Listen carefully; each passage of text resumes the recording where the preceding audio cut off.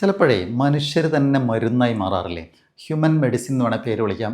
എന്താ അങ്ങനെ പറഞ്ഞാൽ അതിൻ്റെ അർത്ഥം എന്ന് പറയുന്നത്, ചില ആളുകൾ നമ്മളിപ്പം ചെറിയ പനിയോ തലവേദനയോ ടെൻഷനൊക്കെ അടിച്ചിട്ട് വീട്ടിലിങ്ങനെ പുതച്ച് മൂടി കിടക്കുമ്പോഴായിരിക്കാം ഒന്ന് പുറത്തേക്ക് ഇറങ്ങിയാൽ, അല്ലെങ്കിൽ വീട്ടിലേക്ക് നമ്മുടെ ഏറ്റവും അടുത്ത സുഹൃത്തുക്കളോ ഏറ്റവും വേണ്ടപ്പെട്ട ഇഷ്ടപ്പെടുന്ന ഒരു 4 ആൾ വരികയെന്ന് കരുതുക.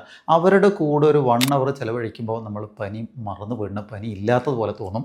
ചിലപ്പോൾ ചെറിയ പനിയോടുകൂടി ഇന്നെങ്ങനെ ജോലി ചെയ്യാമെന്ന് വിചാരിച്ച് ജോലി സ്ഥലത്തെത്തിയപ്പോൾ നമുക്ക് ഇഷ്ടപ്പെട്ട 4 ആളുകൾ കൂടെ കൂടുമ്പോൾ അവർ 4 പേരും കൂടി ഇരുന്ന് സംസാരിക്കുന്നു, നമ്മളും കൂടെ അതിനകത്തുണ്ടെങ്കിൽ ഒരു പക്ഷേ പനിയൊക്കെ മറന്നുപോയി, പനി പോയതുപോലെ ഉണ്ടാവാം.